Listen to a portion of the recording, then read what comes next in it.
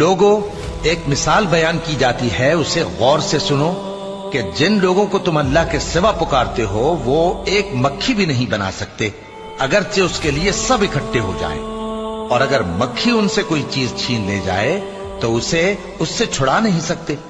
طالب اور مطلوب یعنی عابد اور معبود دونوں گئے گزرے ہیں۔ ان لوگوں نے اللہ کی قدر جیسی کرنی چاہیے تھی نہیں کی۔ کچھ شک نہیں کہ اللہ زبردست ہے، غالب ہے۔ اللہ فرشتوں میں سے پیغام پہنچانے والے منتخب کر لیتا ہے اور انسانوں میں سے بھی۔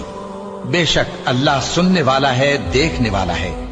جو ان کے آگے ہے اور جو ان کے پیچھے ہے وہ اس سے واقف ہے، اور سب کاموں کا رجوع اللہ ہی کی طرف ہے۔ مومنوں، رکوع کرتے اور سجدہ کرتے اور اپنے پروردگار کی عبادت کرتے رہو اور نیک کام کرو تاکہ فلاح پاؤ، اور اللہ کے